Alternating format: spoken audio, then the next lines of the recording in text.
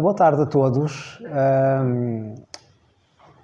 Agradeço a vossa presença e realmente uma das coisas que me fez escolher este dia para poder apresentar este livro tem precisamente a ver com o facto de ser o dia dedicado a São Jorge, que é o patrono da cavalaria.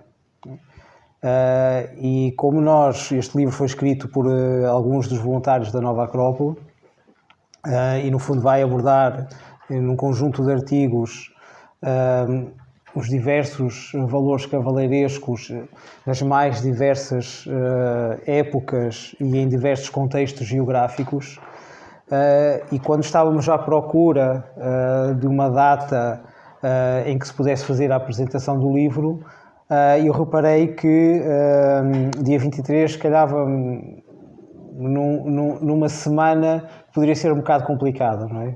Porque há um feriado, as pessoas normalmente costumam aproveitar essa semana para se dedicar a outras coisas, mas eu não consegui resistir à tentação de dizer não, mas se aquele é o dia de São Jorge, é impossível eu não fazer o lançamento daquele livro naquele dia. Portanto, se houver essa disponibilidade, isso depois tinha que se conjugar com outros horários. Para quem estuda cá sabe que há outras atividades a decorrer aqui na Nova Acrópole, mas se eu pudesse conjugar este horário, para mim seria a data ideal, porque no fundo era como também uma maneira de prestar esta homenagem, não é?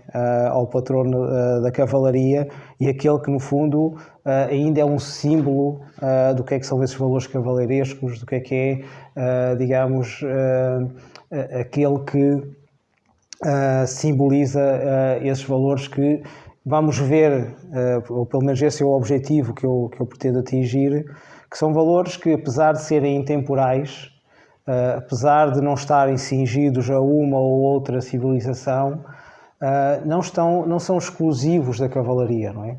Podem, se calhar, ter sido vivenciados mais especificamente ou de uma forma mais intensa dentro da cavalaria, mas são valores que servem para qualquer ser humano e que servem como motor de transformação, e neste caso uma transformação para melhor, para uma dimensão, eu diria, mais harmónica, mais espiritual, por que não dizer isso? Dito isto, a primeira coisa que eu gostaria de abordar tem a ver com a imagem que se tem da cavalaria. Quando falamos em cavalaria, normalmente aquilo que vem à cabeça à maioria das pessoas é imaginar, neste caso, um homem montado a cavalo, em grande parte das vezes com uma armadura e umas vezes com escudo, outras vezes com aquela famosa lança que normalmente era utilizada nas justas. É uma imagem que, no fundo, se tornou padrão, principalmente a partir do momento em que foi cultivada essa imagem na literatura. No entanto, aquilo que é a cavalaria pode ter ganho, digamos, essa imagem e ganhou, digamos, o seu centro poderá ter sido a Idade Média, mas a minha definição, digamos, de cavaleiro é mais abrangente.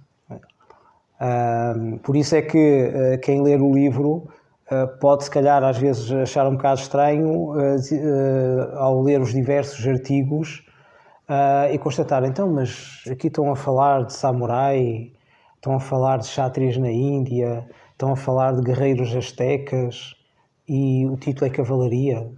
O que é que isso tem a ver com isso, não é?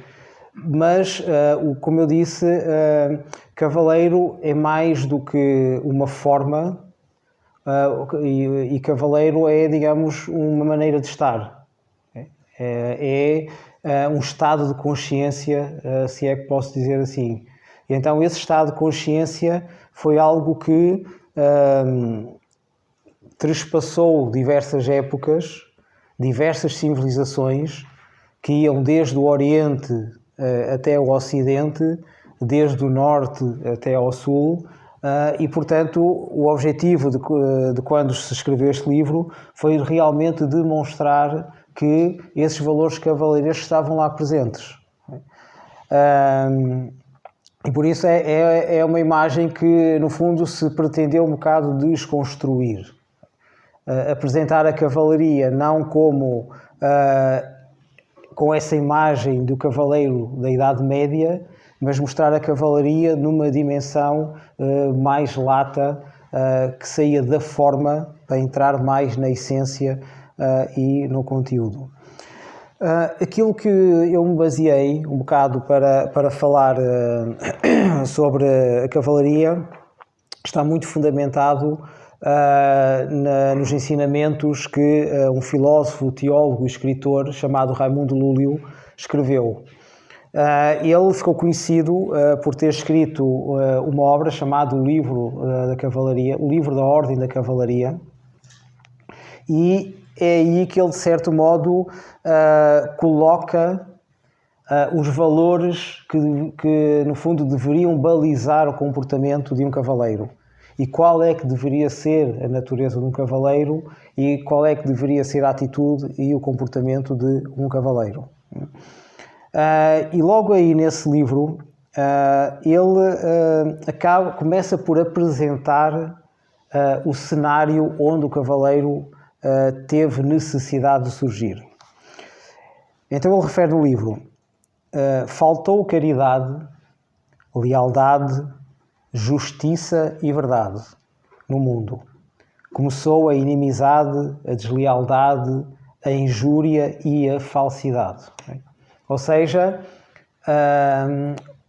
houve uma decadência no mundo, começaram a surgir, podemos chamar os antivalores, os elementos que no fundo criavam a separatividade e quebravam a ordem instituída, e então foi neste cenário que houve a necessidade de surgir alguém que fosse o garante da ordem e da justiça. Então, para inverter essa situação, ele refere que de todo o povo foram feitos milenaristas e de cada 1000 foi eleito e escolhido um homem, o mais amável, mais sábio, mais leal, mais forte e com a mais nobre coragem, com mais ensinamentos e de bons modos do que todos os outros. E aqui, digamos, estão apresentadas as características, no fundo, que o cavaleiro deveria ter. Não é? Ou seja, logo à partida mostra que era uma natureza específica, não é? Porque de cada 1000 só um é que foi escolhido, e era alguém que, no fundo, deveria cultivar estes valores que, no fundo, estão presentes em menor ou menor quantidade em cada ser humano, mas ele devia ter isto de uma forma bem acentuada, não é? Capaz de se notar à distância e toda a gente, digamos, ser capaz de reconhecer isto. Claro que agora podemos pensar que, bom, sendo assim, qual é o sentido destes valores para o restante ser humano, não é? Apesar daquilo que Raimundo Lúlio disse, eu diria que qualquer um de nós aqui presentes nesta sala pode vivenciar estes valores. Tudo tem a ver com o esforço e a determinação que cada um de nós tiver em querer vivenciar esses valores. Não é? Porque, se voltarmos à época de Raimundo Lúlio,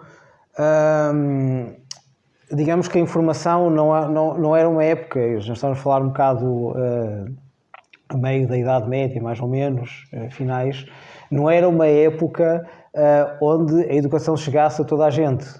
Não era uma época onde a informação chegasse a toda a gente, e então a diferença de natureza era muito acentuada. Não é? Quem tinha educação sobressaía-se muito em relação ao resto da população que não tinha educação.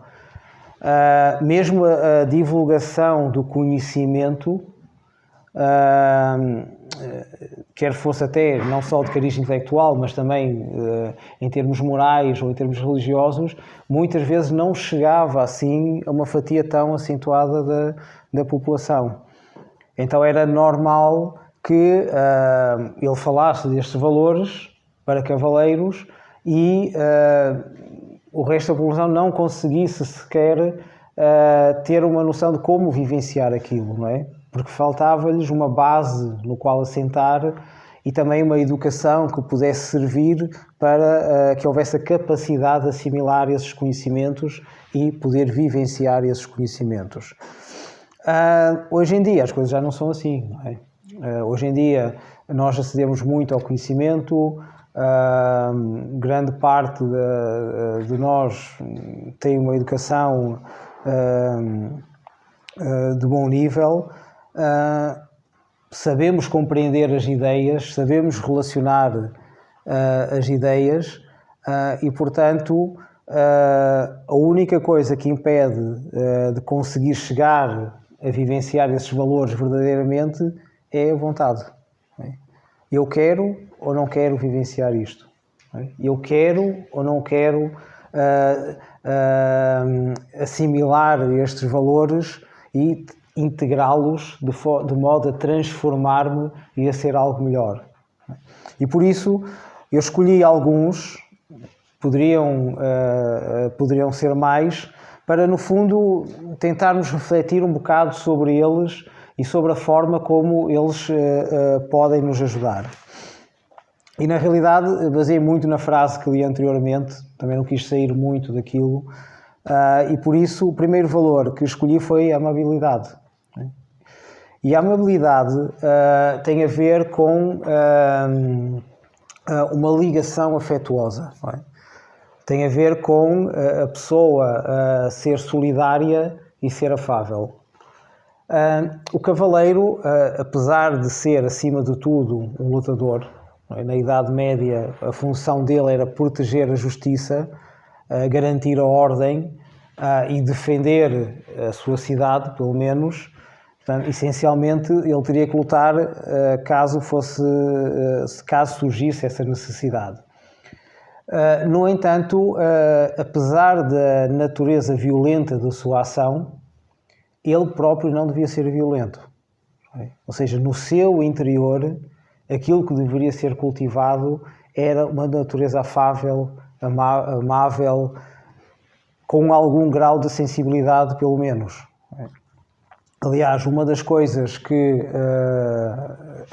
no fundo retratava aquilo que deveria ser um cavaleiro, e este exemplo eu pego em Platão, quando ele descreve a natureza do guardião, é que ele devia ser violento com quem tinha que combater, mas afável com aqueles que eram os seus concidadãos.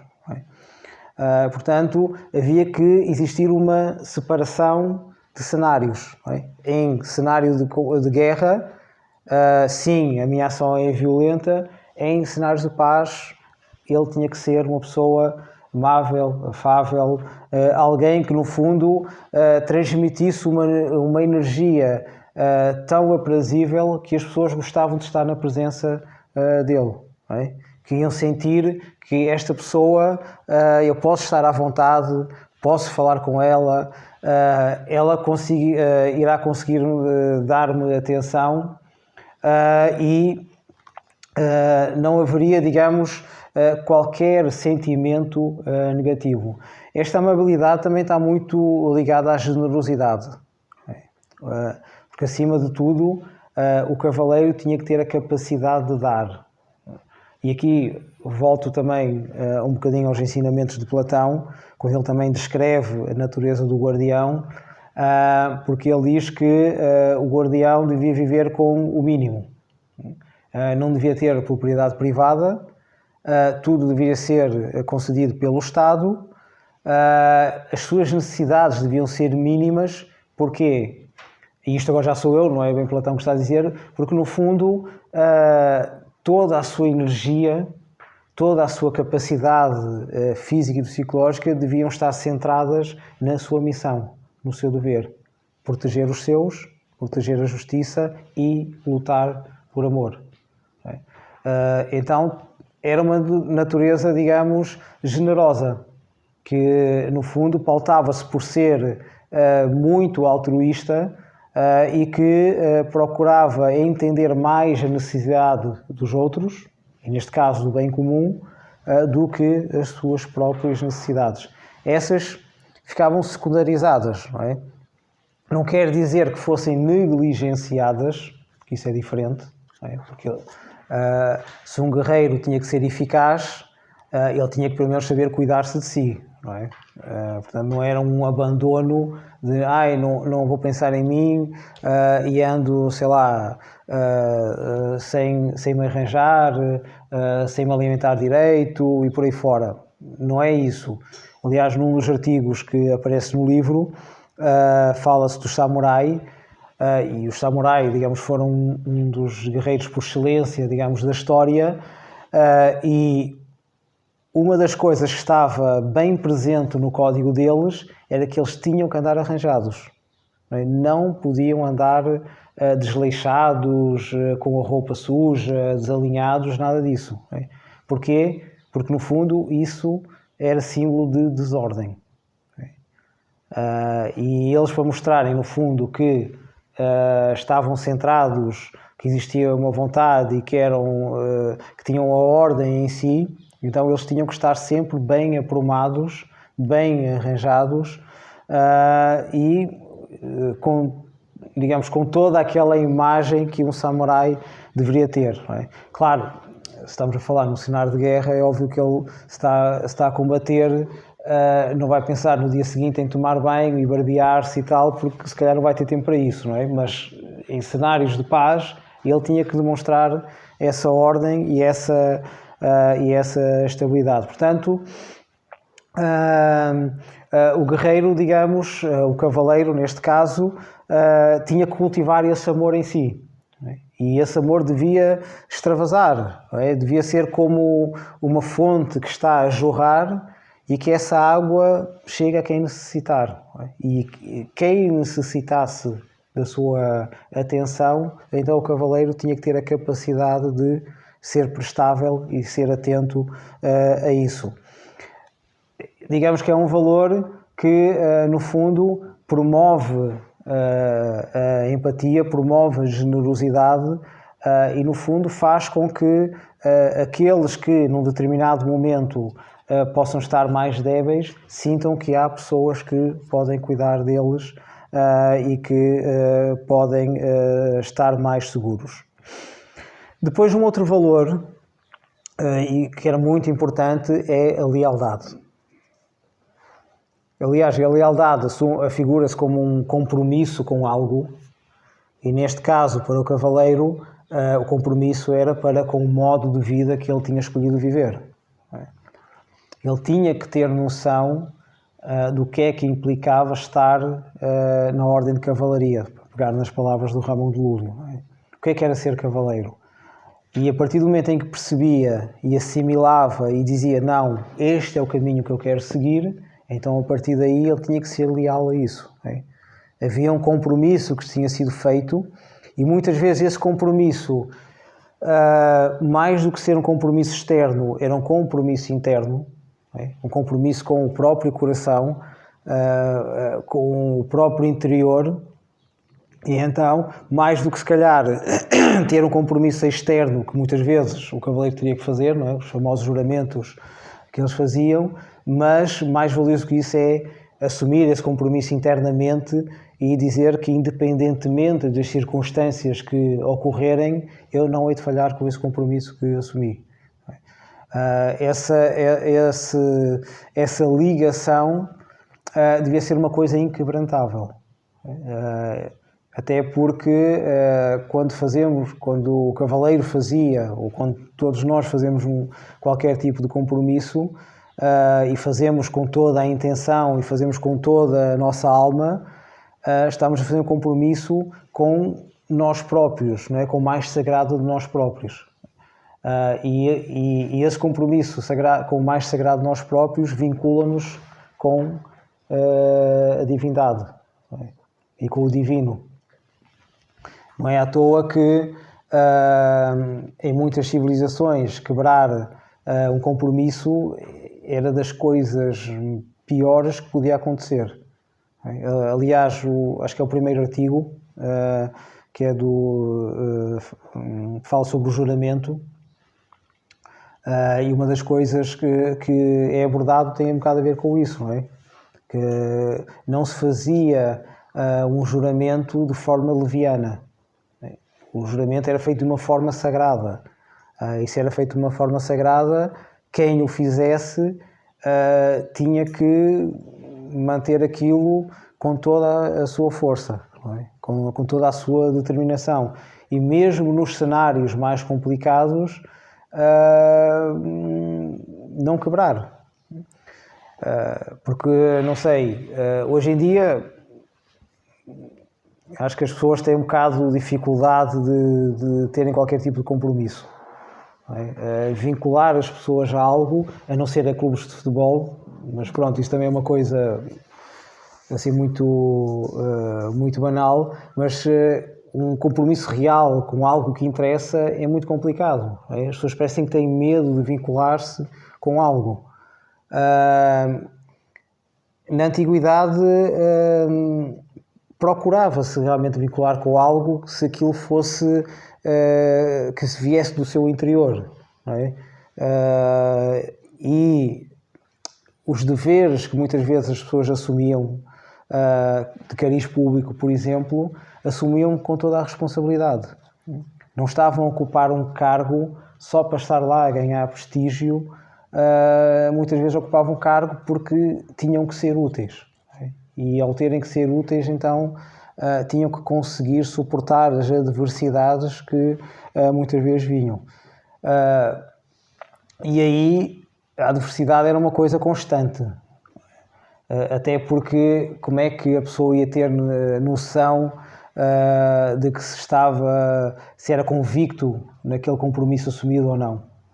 Quando as coisas são aprazíveis e não acontece nada, eu posso dizer que sou fiel e leal a tudo, não é? Mas quando vêm as dificuldades, quando vêm, digamos, cenários difíceis, então aí é que se vai testar se realmente aquele compromisso que eu assumi é real ou não é real, não é? Se eu digo que quero uma vida ou vou vivenciar uma vida em que a justiça é o mais importante para mim, quando o mundo começa a perder esses valores e eu começo a ser injustiçado, então eu vou continuar a manter a minha natureza justa ou não vou continuar a manter a minha natureza justa? Porque o mais fácil, o que é que é? É dizer, então, mas toda a gente é injusto, porque é que eu estou a ser justo? Se toda a gente rouba e eu estou a viver na pobreza, porque é que eu tenho que aguentar isto? Se toda a gente mente e ganha benefícios com isso e eu não tenho esses benefícios, então porque é que eu estou a manter isto? É? E então a pessoa, se calhar, começa a tentar justificar o porquê que está numa coisa que ele assumiu e, de certa forma, está a abrir uma porta para largar esse compromisso, não é? E aqui, o maior exemplo que me vem à cabeça é o exemplo de Sócrates, na Grécia Antiga, que foi muito injustiçado.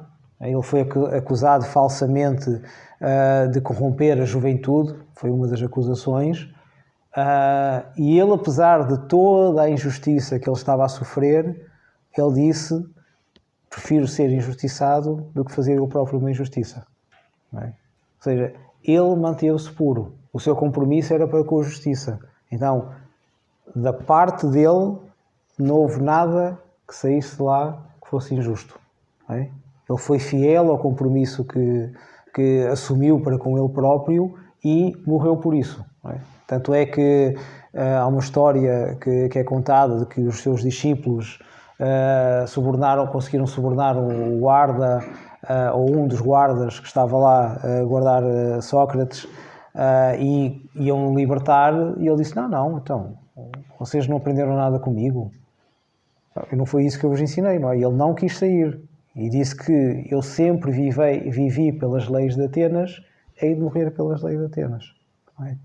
Então isso é um compromisso real. Não é? E quando realizamos esses compromissos com nós próprios, no fundo, estamos a ceder, se calhar, a uma dimensão superior. Não é? Estamos a sair de um mundo banal, não é? Em que não há regra, em que não há ordem, e estamos a procurar, digamos, vivenciar algo superior. Uma coisa que está relacionada com a lealdade é a fortaleza. Porque a fortaleza, digamos, que é a capacidade, neste caso que o cavaleiro teria, para conseguir suportar todo o tipo de adversidade. Seja qual fosse a dificuldade que viesse, ele iria aguentar. E iria aguentar porque, no fundo, a sua vontade tinha que ser algo de inquebrantável. Ele não podia, digamos, ceder à dúvida, não poderia ceder ao medo, não podia ceder ao cansaço, não podia ceder a nada que o impedisse de querer cumprir a sua função e querer cumprir o seu dever. Então, quer fosse a parte física, quer fosse a parte psicológica, a vontade tinha que prevalecer sobre todos esses elementos. No fundo, fortaleza é imaginar-nos como uma rocha no meio de um mar tempestuoso e essa rocha permanecer.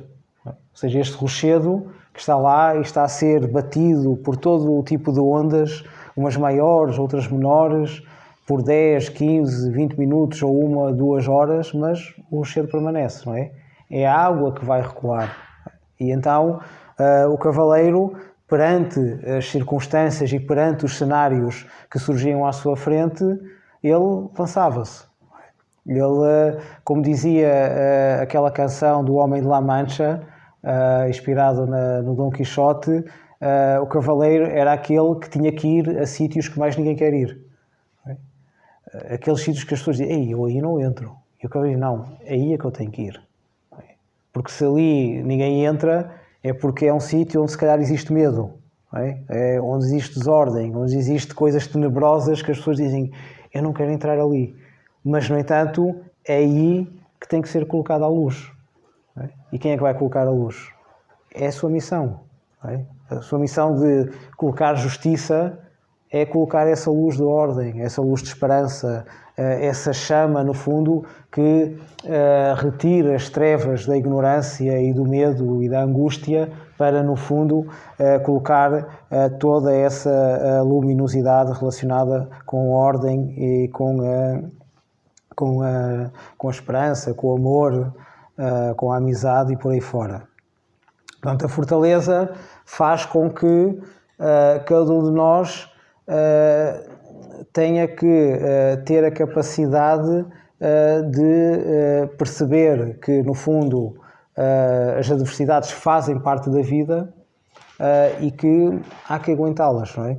Mas não aguentá-las no sentido de continuar a carregar com elas, mas aguentá-las até conseguir arranjar uma forma de as ultrapassar.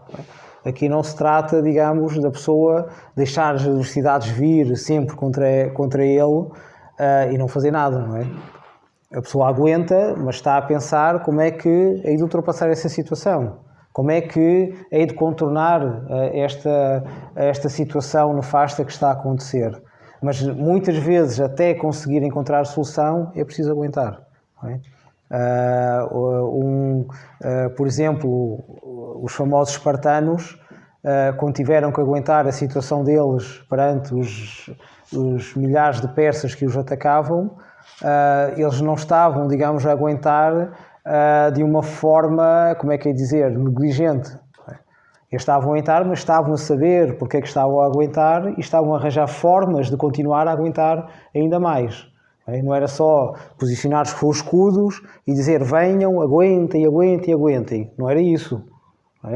Eles muitas vezes tinham de dizer, bom, se eles são muitos, temos que arranjar uma forma de diminuir a sua eficácia. Por isso é que eles foram combater no desfiladeiro das Termópilas, porque no fundo permitiam só uma determinada largura e pelo menos a frente dos dois exércitos ia ser igual. Se eu punha uma linha de 20, eles também tinham que ter uma linha de 20. O problema não era a largura, o problema era a profundidade de cada um dos exércitos, não é? Mas eles não aguentavam e não faziam nada, não é? E não estavam à espera que os outros descansassem e fossem embora. Eles tinham que mandar uns pelo precipício, outros tinham que espetar e matá-los, mas havia sempre uma estratégia, não era só aguentar por aí. Então, a fortaleza faz com que tenhamos a capacidade de aguentar, mas procurando soluções para, no fundo, contornar essa adversidade e, no fundo, seguir aquilo que nós queremos seguir. E para, digamos, trilhar esse caminho, é preciso coragem. E o cavaleiro tinha que ter a coragem bem presente no seu peito, porque muitas vezes tinha que se lançar para situações que ele não sabia do que é que aquilo ia dar. A natureza, a própria natureza cavaleiresca, algo que foi muito até mais promovido por Cervantes, por exemplo, no Dom Quixote, há cenários desconhecidos, eu não sei o que é de enfrentar, mas se tiver que ir para lá, eu vou. E, portanto, havia que ter um controlo sobre o medo. Porque coragem, no fundo, é isso. É controlar o medo.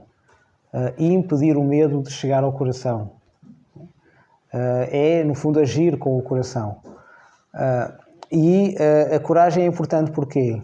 Porque nós muitas vezes podemos pensar que o ideal era ser destemido. Era não ter medo. Mas o medo não deixa de ser uma forma de alerta. Quando a pessoa tem algum receio, é como se os sentidos despertassem. Quer sejam os sentidos do próprio corpo, quer sejam os sentidos da nossa dimensão psicológica. Estamos mais atentos ao nosso redor. Alguma coisa de mal que pode acontecer. E então todos os detalhes eu vou tentar perceber e se o perigo estiver próximo, eu poderei ter a capacidade de conseguir absorver o impacto desse perigo. Não é? Ser destemido é diferente. É não pensar nessas coisas. Não é? É lançar-se para o perigo e muitas vezes sem avaliar as consequências que esse perigo vai ter. Por exemplo, entre os samurais, eles não gostavam nada de pessoas destemidas. Nós, à primeira vista, nós podíamos pensar que todo o samurai era destemido porque se lançava para a batalha e não tinha medo de morrer. Mas isso não era ser destemido. Eles simplesmente não temiam a morte. Okay? Eles sabiam que um guerreiro tem que morrer. E, portanto, eles não se lançavam para a batalha a pensar, olha, vou tentar preservar a minha vida. Eles lançavam para a batalha a pensar, eu tenho que ser eficaz e combater contra os outros. Se eu depois for morrer, isso é outra coisa. Não é? Mas a morte, digamos, era a última coisa que eles tinham na mente. Não é? Mas eles não gostavam de guerreiros destemidos. Porque o guerreiro destemido, para além de, isto é um exemplo que aparece no Código Samurai, ser aquele que corre à frente de todos, okay? Ao correr à frente de todos vai quebrar a formação de batalha, vai abrir um buraco, porque se ele está mais à frente, há aqui alguém que falta. Okay? E isso depois iria pôr em perigo todos os outros, poderia pôr em perigo todos os outros. Para além disso, um elemento muito importante era que, se ele fosse morto ou fosse ferido de uma forma a incapacitar de lutar, era menos uma peça valiosa para o grupo. E ali todos contavam.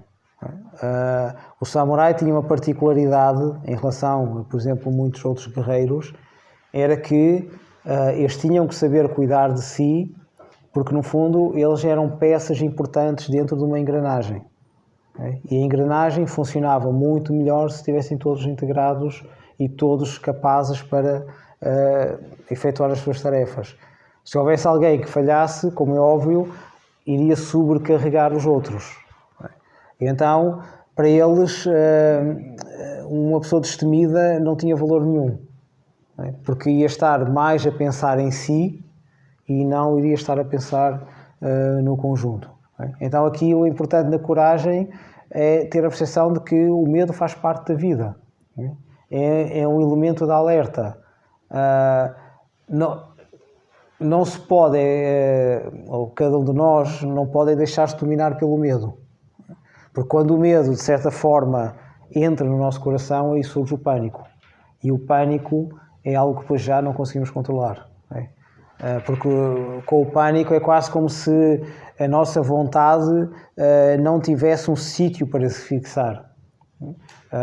Se eu não consigo lançar a minha vontade para se fixar em algum lado, então vou andar à deriva. É quase como quando um barco está no meio da tempestade, não existe nenhum tipo de referência, e ele até pode querer lançar a âncora para fixar em algum lado, mas vou lançar para onde, não é? Se eu tenho água por todo o lado e a profundidade é muito grande, eu por mais que lance, aquilo vai atingir sempre a própria água, não é?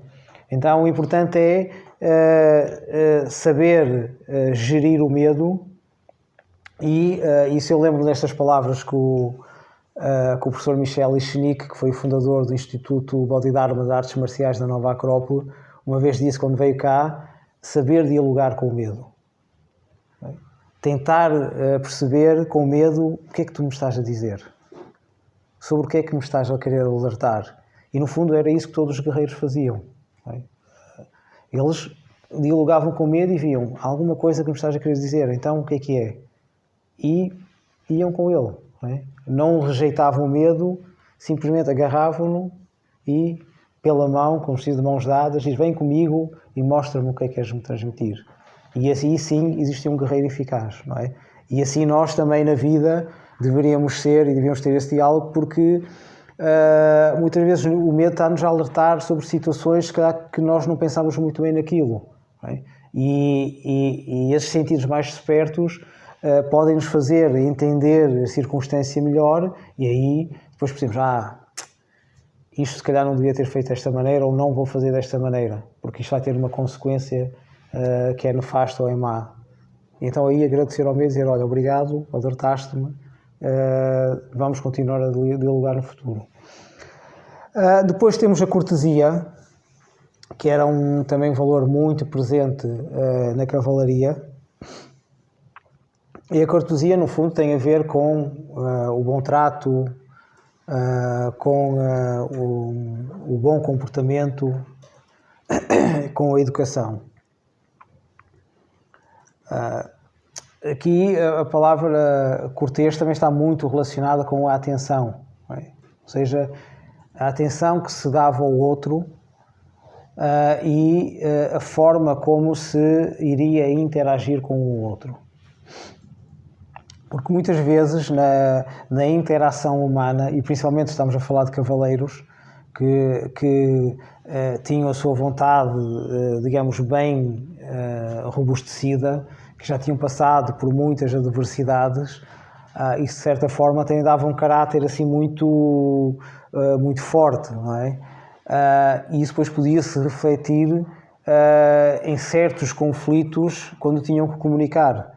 E então a cortesia era uma forma de fazer com que as pessoas se relacionassem umas com as outras, mas tendo cuidado consigo, com a forma como se expressavam, com a forma como agiam para com o outro. E quando digo estar atento ao outro, é porque, no fundo, eu tento perceber até que ponto é que aquilo que eu estou a fazer está a ferir ou não está a ferir o outro, não é?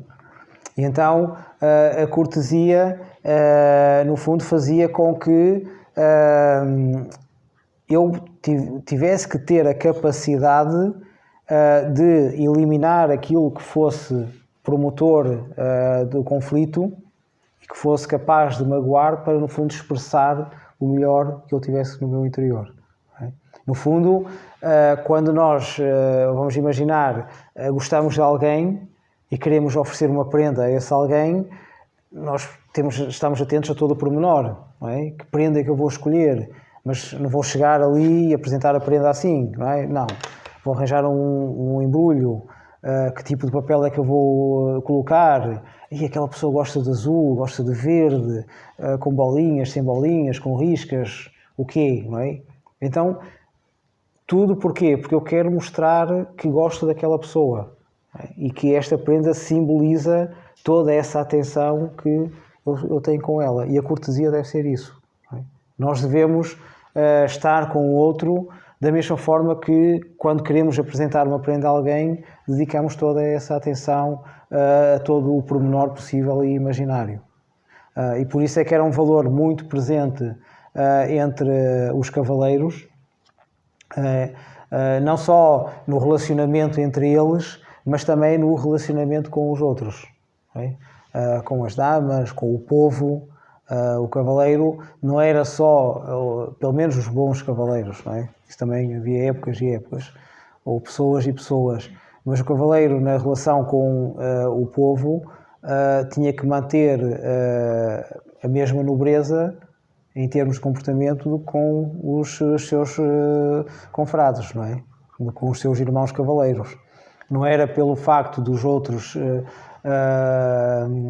serem, digamos, muitas vezes considerados inferiores que ele deveria, digamos, maltratá-los ou descuidar deles. Houve épocas em que isso aconteceu, não é? Que aquele orgulho que o guerreiro tem muitas vezes se transformava em soberba e ele pensava-se acima de todos, e acima do povo, por exemplo, não é? Mas isso não deveria ser a conduta adequada. Até porque uma das coisas que devia reger um cavaleiro, no fundo, era ser humilde. Não se pensar acima da própria condição em que ele estava. E, portanto, a cortesia, nos dias de hoje, também é um fator muito importante, porque, no fundo, permite ter uma relação mais harmoniosa. Fazer com que todos possamos criar um núcleo de fraternidade, de concórdia, em que todos possamos relacionar de uma forma harmoniosa e procurando dar sempre o melhor que nós temos. Por exemplo, um sítio onde isso era tudo muito polido e onde era dada muita atenção era na cavalaria islâmica. Um dos artigos fala da Futuá, que era o Código da Cavalaria Islâmica, e ali está cheio de ensinamentos de como é que, no fundo, o cavaleiro se deveria comportar, quer perante os seus pares, quer perante o seu inimigo. Mesmo o inimigo não deveria ser alvo de descortesia. Se o inimigo se apresentasse derrotado, a ideia não era humilhá-lo, mas deixá-lo. Ele está derrotado, dependendo depois da circunstância, ou poder-se libertá-lo, ou teria que se aprisioná-lo, mas ele iria ser tratado como um ser humano, não é? De uma forma cortês e adequada, e não de uma forma violenta ao ponto de ser humilhado. E por último, o último valor que eu queria abordar é a sabedoria. Porque no fundo a sabedoria é como se fosse o culminar disto tudo. Porque se eu não tiver sabedoria, eu não sei como aplicar nada daquilo que eu falei para trás. Sabedoria implica ter assimilado o conhecimento que eu tenho, ou que fui aprendendo, e saber aplicar esse conhecimento. Aliás, é aqui que radica a diferença entre conhecimento e sabedoria. Porque o conhecimento eu vou armazenando e vou guardando no meu computador, que é o cérebro, ou a minha mente, se quisermos dizer assim também, mas não necessariamente tenho necessidade de o aplicar. Ele fica armazenado e eu, com isso, não sei, escrevo artigos, faço palestras, apresento programas de televisão, o que quiser, mas não necessariamente vivencio esse conhecimento que tenho. Sabedoria é quando, com esse conhecimento, eu faço alguma coisa com ele. É quando aquilo que eu acho que é válido integro em mim e isso passa a fazer parte de mim e eu o utilizo no meu cotidiano. Neste caso, sabedoria em relação com estes valores é eu perceber o que é que são cada um destes valores e saber aplicar em cada um dos cenários onde eu estiver. Se eu estiver em batalha, então eu sei que tenho que ser corajoso e tenho que saber enfrentar o medo e ir para a frente. Se estou, digamos, entre pessoas amigas, saber ser afável, saber ser amável e cultivar, digamos, esse espírito de amizade. Se estou num cenário em que as coisas estão a ser difíceis e estão a ser complicadas, então eu tenho que ter fortaleza para pelo menos aguentar aquele momento e saber como aguentar até conseguir contornar essa situação, não é? Isso demonstra sabedoria. E por isso é que o próprio Raimundo Lúlio fala que entre aqueles que foram escolhidos para ser cavaleiro também estava o mais sábio, que é uma das condições era ser sábio, que era porque nas situações em que ele fosse encontrar, ele ter que saber afinal como é que teria que agir naquela circunstância. Um cavaleiro que não fosse sábio, se calhar agia intempestivamente e o resultado que iria ocorrer não era assim muito bom, não é? Aquele que é sábio sabe que muitas vezes as situações não precisam necessariamente ser contornadas no confronto. Muitas vezes pode ser através do diálogo. A luta devia ser uma das últimas coisas a que se devia recorrer. O guerreiro era guerreiro, mas não ansiava por lutar. O verdadeiro guerreiro não quer lutar. O verdadeiro guerreiro quer paz. Mas se for necessário lutar para preservar essa paz e essa justiça, então ele aí sim vai lutar, não vai recuar também. Mas ele não quer lutar. Se for possível outros modos para, no fundo, promover a paz e a harmonia, que assim seja, não é? E, portanto, tem que haver essa sabedoria para, no fundo, mostrar que sou capaz de aplicar aquilo que aprendi. Não é? Então, todos estes valores, no fundo, são o motor da transformação do ser humano. São elementos válidos que, se nós tivermos a capacidade de assimilá-los, vão-nos fazer uma transformação interior. E, de certa forma, eu gostaria de utilizar um bocado essa imagem, até porque é uma coisa que utilizamos muitas vezes aqui nas nossas aulas, mas no fundo é despertar o São Jorge que existe no nosso interior. Para quem não sabe, São Jorge foi aquele santo que enfrentou o dragão. E que esse dragão era um dragão descomunal, enorme, e ele então com o seu cavalo branco foi enfrentar esse dragão para salvar a donzela. O dragão simboliza todos os elementos negativos que existem dentro do ser humano. Os seus medos, as suas dúvidas, as suas angústias, os seus egoísmos, o egocentrismo, ou seja, todo aquele elemento que no fundo faz com que a luz da alma se manifeste é simbolizado pelo dragão. São Jorge é o contrário, não é? É o lado luminoso do ser humano. No fundo seria como que a síntese de todos estes valores que eu estive a falar.